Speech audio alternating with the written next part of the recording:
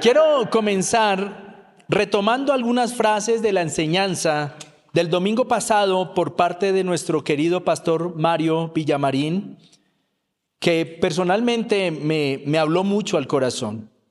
Una de sus frases fue: todos los proyectos van a encontrar tropiezos o desafíos. Todos los proyectos, por buenos que sean, van a encontrar indudablemente desafíos, tropiezos, si usted lo quiere, adversidades. También él dijo que la garantía de cualquier proyecto, es decir, la garantía de éxito de cualquier proyecto, depende de una oportuna evaluación hecha a tiempo. Y el pastor Mario nos llevó por un poderoso recorrido que hasta mapa nos puso, un recorrido por la vida del apóstol Pablo y su gran llamado a predicar a los no judíos, a todos aquellos que no pertenecían al pueblo judío, los que en alguna Biblia aparecen bajo el título de gentiles. Entonces ya sabes, o recordamos juntos, cuando leas la palabra gentil, gentiles, en el Nuevo Testamento vas entonces a conectar rápido, los que no son judíos son los gentiles. Bueno, pues Pablo tuvo un recorrido para llevar la buena nueva de salvación. Y también nos habló del propósito del apóstol Pablo de llegar. ¿Hasta dónde quería llegar el apóstol Pablo? Hasta España. Y todo lo que debió superar en esta travesía. Una travesía, por cierto, aprobada y avalada por Dios. Eso es como para hacer un recorderis. Y si no estuviste el domingo pasado, facilito, vas a nuestro canal de YouTube y ahí buscas la predicación de la semana pasada. Y teniendo esto en mente, lo que les hablé del apóstol Pablo y su recorrido, quisiera que hoy juntos, como hermanos, consideremos lo siguiente. Establecer un proyecto, meta, propósito, como nos quede más fácil de entender, tiene un ingrediente que es parte de la tarea. Cuando tú estableces un proyecto, se unen muchos ingredientes, todos necesarios. Y a esa tarea debemos añadir que es vital tener las motivaciones correctas. Y he titulado la enseñanza de esta mañana precisamente así: motivaciones. Dicho en otras palabras, es imprescindible saber las razones por las cuales yo quiero alcanzar ese propósito. Las razones deben ser claras. Entonces, podemos tener un buen proyecto, un buen propósito. Y las motivaciones, que pueden ser todas buenas, no necesariamente son las correctas. ¿Por qué? Porque la motivación se basa en aquellas cosas que impulsan a un individuo a llevar a cabo ciertas acciones. Y la motivación hace que ese individuo logre mantenerse firme en cuanto a su conducta o el quehacer hasta alcanzar su objetivo. Si hay una motivación correcta, poderosa, esa va a ayudar a esa persona a mantenerse firme en cuanto al quehacer, en cuanto a su conducta o el cambio de su conducta, si es necesario, hasta alcanzar ese objetivo. La motivación se asocia a la voluntad. Todos tenemos una voluntad, todos. Y la motivación está asociada a esa voluntad y al interés. Y contiene la existencia de una necesidad. Todo está en el paquete de la motivación: voluntad, interés y necesidad. Y por eso me gustó mucho esta figura que está aquí atrás. Es un, ¿qué es? ¿Seguros? Mírenlo bien. ¿Es un motor o es un corazón? Pueden ser las dos cosas. Es más, estudiando sobre la enseñanza de hoy, San Google me enseñó que motor y motivación tienen la misma raíz. Nacen de la misma raíz. ¿Por qué? Porque la motivación funciona como un motor. Si has dicho que es un corazón, está bien. Si has dicho que es un motor, está bien. De hecho, muchos dicen que el corazón es el motor, obviamente. Y la motivación es eso, funciona como un motor. Podemos tener el automóvil más moderno, mejor equipado, el tanque de combustible a tope. Y podemos tener aún en la mente el sitio al cual queremos llegar.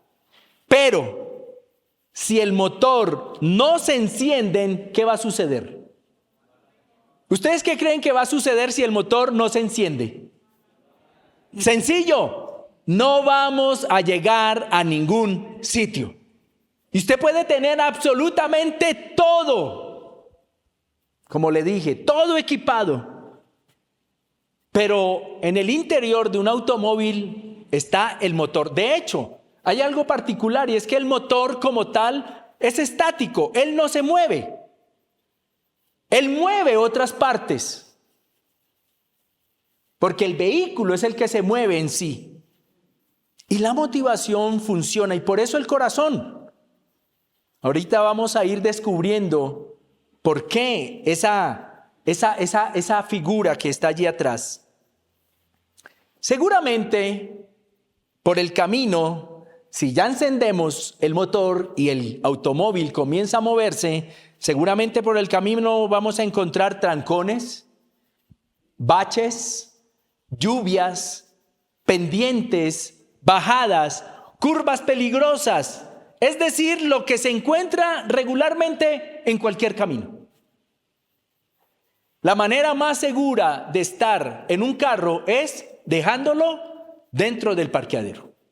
Pero cuando tú sales, ya te expones a muchas cuestiones externas y también internas. Es decir, es de extrañarnos que en el camino encontremos trancones, baches, lluvias, pendientes, curvas peligrosas. No es anormal, es lo que debe suceder. Si el motor está en óptimas condiciones, indudablemente nos llevará al destino deseado. Pero ¿cómo debe estar el motor? En óptimas condiciones. Y es por ello que nuestras motivaciones deben ser las correctas. Deben ser las correctas. Y no todas las buenas motivaciones son las correctas, por buenas que sean. La tarea del apóstol Pablo era una tarea titánica. Para nosotros, la persona de Jesús, aun cuando no éramos parte de este camino de salvación, la persona de Jesús era totalmente conocida. Crecimos y estamos creciendo en un país donde Jesús es el niño Dios. Nos acompaña en el pesebre de diciembre. Allí lo vas a ver en todos los pesebres. El 24, ¿a quién ponen? Al niño Jesús. Ahí lo ponen. Es hijo de Dios, etcétera. Como mínimo, eso todos lo sabíamos o lo sabemos. Y la persona de Jesús y su obra salvífica en favor nuestro fue en muchos casos un asunto de aceptar más que de conocer. Si lo piensas un poco, vas a decir, sí, cuando a mí me hablaron de Jesús, yo sabía quién era Jesús. Sabía que era el Hijo de Dios. Sabía que lo ponían en el pesebre. Sabía que murió en una cruz, eso lo sabemos todos. Pablo enfrentó un mundo donde esto era totalmente desconocido, absolutamente desconocido. Un único Dios, un Dios salvador por medio de su Hijo, era además de desconocido, un escándalo para muchos. ¿Por qué? Porque reinaba el politeísmo, es decir, muchos dioses. Un Dios para cada cosa. De pronto alguien recuerde el nombre del Dios del sueño, del vino. Wow, muy bien. Del fútbol, Pelé. No, Pelé. Y Pablo comenzó a predicar del Dios verdadero y único en una sociedad totalmente sumergida en el politeísmo. Y el Dios nuestro era un Dios desconocido. Un desconocimiento absoluto del Dios único era lo que reinaba. Entonces quiero que usted piense, ¿cómo fue la tarea de Pablo? Era primero convencerlos que había un único Dios. Porque él no le estaba predicando a judíos, recuerde. ¿A quién le estaba predicando? A los gentiles, a los no judíos. Los judíos sí tenían la conciencia de un único Dios. El resto, los gentiles o paganos, no. Ellos no sabían absolutamente, era un Dios. Es más, podían inventarse su propio Dios, no había problema. Como cuando a alguien, ¿no es cierto?, muere un ser querido y dice, me cuida desde el cielo. Eso es un Dios. Para esa persona que falleció, se le convirtió en un Dios. Y era normal que cada individuo en la época de Pablo tuviera un altar con los dioses que se le antojara. Con todo, Pablo, sin lugar a dudas, logró su objetivo de predicar a los no judíos. Y aunque su meta era llegar a España de manera física, como lo aprendimos hace una semana, esa meta no fue alcanzada. ¿Alguien recuerda dónde terminó su carrera Pablo? En Roma. ¿Y cómo la terminó? De vacaciones en un resort, a las orillas del Mediterráneo, en una villa. ¿Alguien recuerda cómo terminó Pablo? Decapitado en Roma. Pablo nunca alcanzó su meta de manera física. Hoy, se calcula que en España el 66% de su población es cristiana. Católicos, luteranos, presbiterianos, etcétera, etcétera. ¿Cuál era el afán de Pablo? Era que el mensaje de Jesús Salvador llegara a España y, mi hermano, sin lugar a dudas, llegó. Pablo cumplió su tarea. Y Pablo cumplió su tarea porque Pablo tenía las motivaciones correctas.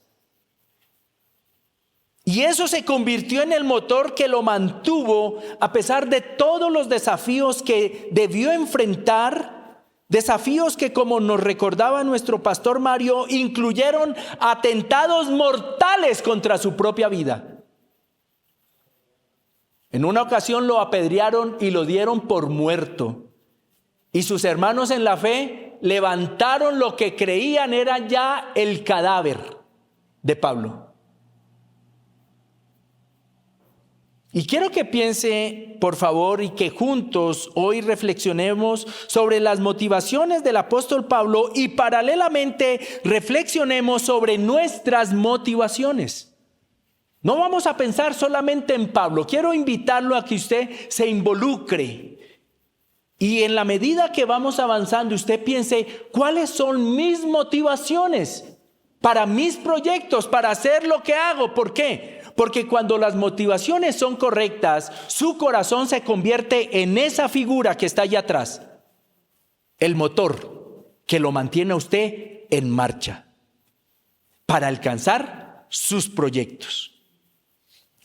Y por eso es importante mirar nuestro corazón. No hablo en un sentido anatómico. No hablo en el sentido del corazón de carne.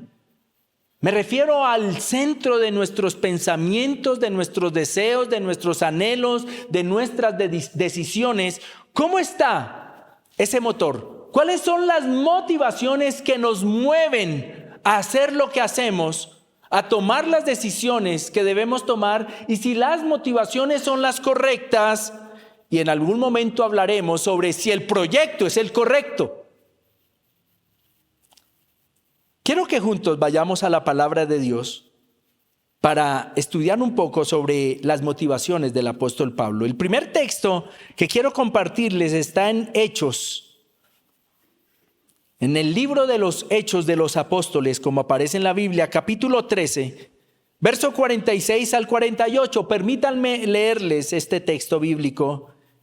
Dice allí la palabra, haciendo un recuento precisamente de la vida de Pablo y un compañero de viaje llamado Bernabé. Dice, entonces Pablo y Bernabé les dijeron con toda franqueza, estamos seguros de que era necesario que ustedes fueran los primeros en escuchar la palabra de Dios, pero como ustedes la rechazan y no se consideran dignos de recibir la vida eterna, ahora vamos a predicarles a los que no son judíos. Esa es la orden que el Señor nos dio cuando dijo, póngale atención a esto, te he puesto como luz para las naciones, para que lleves la salvación hasta los confines de la tierra. Cuando los que no eran judíos oyeron esto, se alegraron y glorificaron la palabra del Señor, y todos los que estaban destinados a recibir la vida eterna, ¿qué hicieron? Creyeron. Pablo, como judío, había entendido el llamado de Dios a su pueblo, Israel. Un llamado hecho por medio del profeta Isaías, aproximadamente 750 años antes. Cuando yo les dije ahorita, pongan atención a esto, cuando Pablo dijo, te he puesto como luz para las naciones, para que lleves salvación hasta los confines de la tierra, eso no eran palabras de Pablo. Esas palabras ya estaban en el corazón del pueblo de Israel y fueron dichas por el profeta Isaías. Y vamos a retomarlas allí en Isaías capítulo 49, versos 5 y 6. Y está hablando el profeta Isaías, y está hablando en un momento muy difícil para la nación de Israel, y les declara lo siguiente. Pero ahora, ¿ha hablado quién? ¿Quién está hablando? Dios, el Señor, el soberano, el que me formó desde el vientre para que fuera yo su siervo. Está hablando Isaías, para que reuniera a Jacob, para que hiciera a Israel volverse a él. Así yo seré muy estimado a los ojos del Señor, y mi Dios será mi fuerza. Y ha dicho, muy poca cosa es para mí que tú seas mi siervo y que levantes las tribus de Jacob y restaures el remanente de Israel. Te he puesto también como luz de las naciones para que seas mi salvación hasta los confines de la tierra. Amén. No eran las palabras de Pablo. Fueron las palabras que Dios había transmitido al pueblo de Israel a través del profeta Isaías. Pablo tenía, y esta es la primera motivación de la que voy a hablar, Pablo tenía la misma motivación que Jesús, el Hijo de Dios: obediencia al Padre. Cuando leemos en la Biblia, te he puesto como luz para las naciones, no está hablando el profeta, no está hablando Pablo, está hablando Dios mismo. Y si algo caracterizó el ministerio de Jesús sobre la tierra, fue la obediencia al Padre. Obediencia que desde nuestros primeros padres, Adán y Eva, nos han demostrado que no obedecer ha sido causa de toda la tragedia humana. Piénsalo un poco y vas a notar algo. Y es que el no obedecer es lo que ha generado toda la tragedia que hoy vivimos como seres humanos. Quiero preguntarte algo. La palabra de Dios declara que la voluntad de Dios, ¿cómo es? Buena. Repitámoslo una vez más. La voluntad de Dios es, una vez más por si nos queda dudas, la voluntad de Dios es buena, agradable y perfecta. Obedecer tendría que convertirse en una motivación. Si tú y yo entendemos que la voluntad de Dios es buena, agradable y perfecta, obedecerla tendría que convertirse en una motivación. Sin embargo, para nadie es un secreto que obedecer en ocasiones puede representar todo un desafío para el ser humano. Es un desafío. Debemos superar nuestras dudas. ¿Será que sí? Porque de pronto más de uno estaremos pensando, ¿será que la voluntad de Dios es buena? ¿Será perfecta? ¿Será que sí? ¿Será verdad lo que dice la Biblia? Debemos enfrentar nuestros miedos. El miedo al qué dirán, el miedo al fracaso. Obedecer no es tarea fácil para el ser humano, porque debemos superar nuestras dudas, como dije, debemos superar en muchas ocasiones nuestros propios miedos para obedecer. Pero lo que hallo más peligroso es superar nuestra propia arrogancia, soberbia, altivez, cuando consideramos que nuestra decisión o camino es mejor que el que nos ofrece Dios. ¿Qué fue lo que le pasó precisamente a Adán y a Eva? Dios les tenía trazado un camino y a ellos les pareció que el camino que ellos querían inventarse era mejor. Y desobedecieron. Y si lo piensas un poco, o mejor, si lo pensamos un poco, creo que todos estaríamos de acuerdo en ser sensatos, ser responsables y francos con nosotros mismos para reconocer que muchas de las situaciones que no queríamos vivir, las hemos generado por nuestra desobediencia. ¿Usted está de acuerdo conmigo? Porque yo estoy muy de acuerdo conmigo mismo cuando miro mi vida y miro que muchas situaciones que estoy seguro Dios no quería para mí se han generado sencillamente porque soy desobediente. Porque la arrogancia, la soberbia y la altivez nos hace muchas veces pensar que mis caminos son los mejores.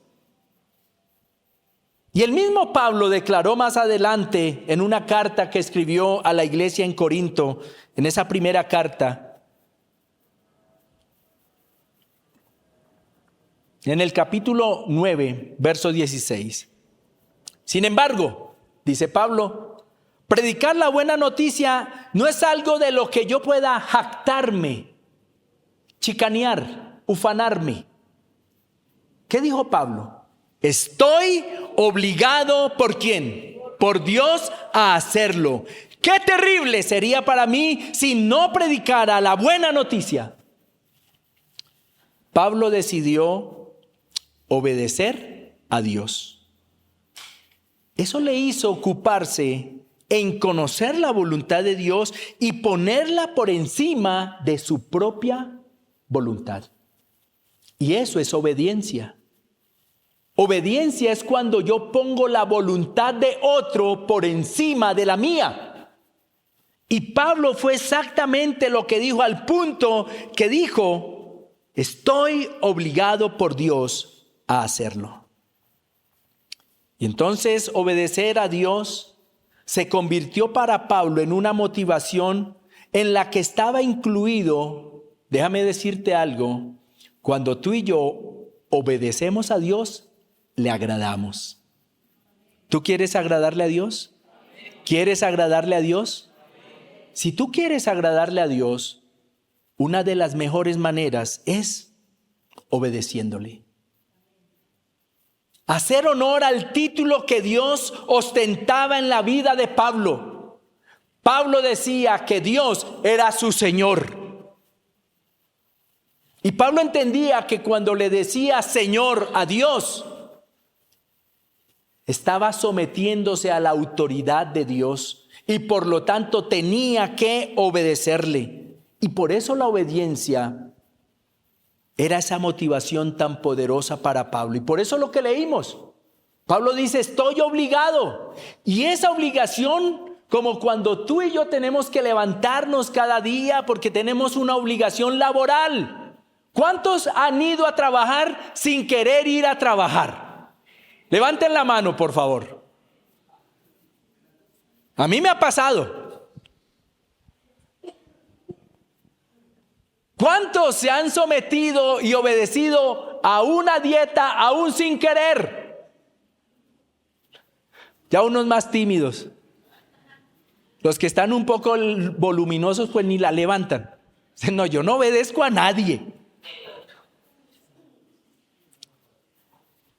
Miren, obediencia que se manifestó sujetándose a la autoridad apostólica y manteniéndose en un programa establecido. Miren, Pablo no se mandaba solo. El gran Pablo estaba sujeto a la autoridad apostólica. Recuerden que el pastor Mario nos enseñó aquí con un ejemplo bien claro. Creo que subió Liliana y le estrechó la diestra en señal no solamente de acuerdo, sino en señal de que acepto la autoridad de ustedes sobre mi vida. Y enviaron a Pablo. Entonces la obediencia que se manifestó en Pablo fue sujetándose a la autoridad apostólica, oiga esto, y manteniéndose en un programa ya establecido. No crea que Pablo se levantaba y hoy para dónde arranco, y hoy qué me pongo a hacer hoy. No, Pablo ya tenía un programa establecido. Y testimonio de ello era precisamente su deseo de llegar ¿hasta dónde? Hasta España, porque Pablo tenía un programa establecido. Quiero llegar a la península ibérica. Ese era el deseo de Pablo. Pero miren, obediencia que tristemente en nuestra cultura y en estos tiempos modernos es para muchos una palabra absolutamente negativa y todo lo que tiene que ver con ella. No nos mintamos. La palabra sujeción, sometimiento, autoridad, Dios mío, esta es terrible. Obligación, compromiso, disciplina, esfuerzo, etcétera, etcétera, etcétera. Todas las palabras que estén sujetas a obediencia en nuestra cultura es totalmente negativa. Y lo vemos desde los niños. Hay niños, y creo que tú tienes que haberlos visto, niños que no obedecen a sus padres y arman las famosas pataletas. Porque en el ser humano está el no obedecer. Por eso lo que te decía, sujeción. Por ejemplo, Nancy entiende que yo soy su autoridad. Sonó como forzado, ¿sí o no? A ver, vamos a intentarlo nuevamente. Nancy entiende que está sujeta a mí.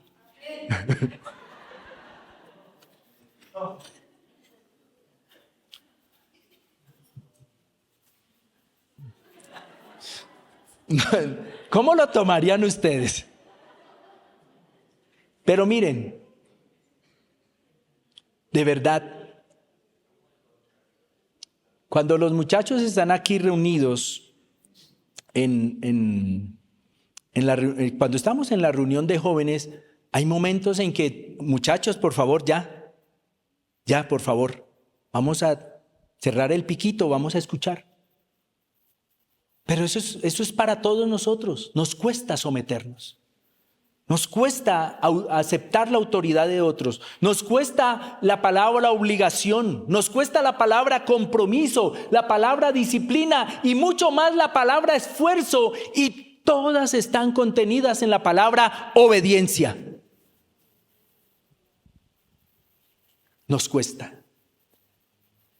Pero quiero que en esta mañana juntos no solamente entendamos, sino aceptemos que la obediencia fue una de las mayores motivaciones del apóstol Pablo. Porque en ocasiones Pablo tuvo que enfrentarse a no quiero hacerlo, tengo que hacerlo. Punto. Y eso, mis queridos, es lo que marca la diferencia entre un verdadero cristiano y uno que cree ser cristiano. La obediencia a Dios y a las autoridades que Él pone, comenzando por los padres. Por eso nosotros respetamos los semáforos en rojo. Por eso nosotros pagamos el pasaje de Transmilenio. Por eso nosotros no tomamos la señal de wifi de otras personas. ¿Aló? Porque entendemos que somos obedientes y nos debemos someter a toda autoridad. Por eso, no es por nada más. Pero vuelve hacia atrás pensando en lo siguiente: cuando obedecemos, ¿a quién agradamos? ¿A quién le agradamos? A Dios. Y Pablo le agradaba a Dios, y si alguien complació a Dios fue Jesús. Y Jesús siempre tú lo vas a ver reiterando y declarando: por obediencia a mí, yo no hago lo que quiero, hago lo que mi Padre me manda. Y a la pregunta que entonces nosotros nos enfrentamos para que contestes en tu interior y en esas reflexiones: ¿tú obedeces a tu Señor y Padre de los cielos? Eso es lo que tú debes contestarte. Pablo tenía otra motivación, una que también tenía Jesús. ¡Qué coincidencia! Toda la gente de Dios tiene las mismas motivaciones. Esta motivación sustentó a Jesús durante todo su ministerio, y seguramente de esta motivación que voy a hablar es más poderosa que la misma obediencia. Pablo dijo lo siguiente hablando de sí mismo, y se lo dijo a la iglesia en Filipos, Filipenses capítulo 3, verso 4 al 7. Recuerda, está hablando Pablo. Pablo dice: aunque también yo tengo de qué confiar en la carne como ser humano, si alguno piensa que tiene de qué confiar en la carne, yo más. Miren, fui circuncidado al 8º día y soy del linaje de Israel, de la tribu de Benjamín. Soy hebreo ¿de qué? De hebreos. Y en cuanto a la ley, ¿cómo soy? Fariseo. En cuanto a celo, perseguidor ¿de qué? En cuanto a la justicia que se basa en la ley, Dios mío, qué atrevido Pablo, irreprensible. O sea, él estaba diciendo: miren, yo cumplo con la ley, pero todo lo que para mí era ganancia, lo he estimado como pérdida por amor de Cristo. El apóstol Pablo, inspirado por el Espíritu Santo, fue el autor de estas líneas. Recuerden que en su encuentro con Jesús, con el Mesías Jesús, el esperado Jesús, camino hacia dónde era que iba. ¿Iba hacia dónde? Hacia Damasco. Si no sabes esa historia, ahí en Hechos la vas a encontrar. Pablo iba hacia Damasco. ¿A qué iba Pablo? Mejor no se pudo haber dicho: perseguir y, si era necesario, matar cristianos. A eso iba Pablo. Esa es una historia conocida por casi todos. Pero en ese camino Pablo recibía el milagro de la salvación y a la vez vivía uno de los cambios más dramáticos y profundos registrado en la Biblia. Quiero que pienses en eso.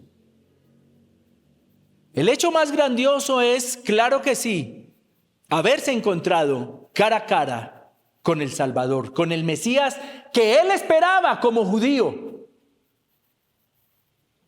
Pero Pablo no solamente se encontró con Jesús, vivió uno de los cambios, como dije, más dramáticos y profundos registrados en la Biblia. Pablo pasó de ser un recalcitrante fariseo, seguramente xenófobo, racista, implacable. Recuerda que a los pies de Pablo, ¿quién murió? Esteban. ¿Murió cómo? Apedreado. O sea, Pablo se las traía con la iglesia. Y Pablo, como él mismo declara, por eso leí el texto, él dice: mire, yo soy hebreo de hebreos, hasta la médula. Yo soy un fariseo. Y en cuanto al celo del Señor, yo fui un perseguidor de la iglesia. Pablo era implacable, indolente, porque yo no me imagino a una persona muriendo apedreada y yo aprobándolo. Pues Pablo era ese. Y aún podríamos considerarlo como un hombre cruel. Y saben, el encuentro con Jesús lo transformó en un hombre amoroso, generoso, bondadoso, en un siervo de Dios. Adivinen cuál es esa motivación. El amor. Cuando unos muchachos que yo conozca se comen el pastel antes de la fiesta y ella queda embarazada, muchas veces los papás lo primero que dicen, ¡que se casen! Y cuando me ha sucedido eso, yo siempre me niego. Porque un hijo no es el motivo, no debe ser la motivación correcta para que una pareja se case. Para que una pareja se case, la única motivación debe ser el amor. Y créame que eso me ha traído situaciones que no quiero, pero yo entiendo que muchas veces las personas nos confundimos en cuanto a las motivaciones correctas en cuanto a algo. Y Pablo entendió que el amor debía ser la motivación más poderosa en su vida. Su cambio fue tan profundo que estuvo aún dispuesto a dar su vida por los que en otro tiempo él odiaba y perseguía.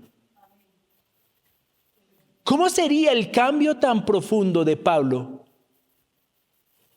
que aún su vida puso por aquellos que en otro tiempo persiguió, odió? El amor se convirtió en la más poderosa motivación para el apóstol Pablo. Y lo declaró en una carta que le escribió a la iglesia en Éfeso, allí en el capítulo 3.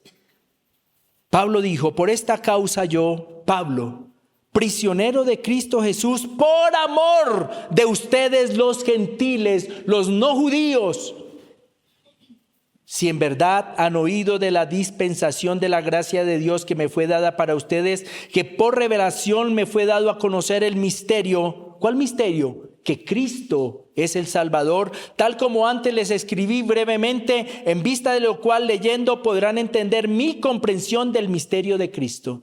¿Cuál es la base de todo esto? Pablo lo dice, por amor de ustedes. Ese amor lo mantuvo hasta el final en la exigente brecha que había decidido seguir.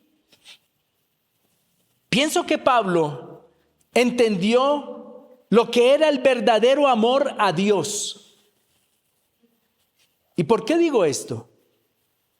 Porque el verdadero amor a Dios que vivió y evidenció Pablo fue manifestado en el amor a los perdidos. Dios dejó establecido que el amor que Él dice darnos y nosotros creemos recibir es un amor que se evidencia cuando damos ese amor a otros. Un amor que indudablemente nace de ese reencuentro con Dios y además algo muy importante, un amor que Pablo decidió tener.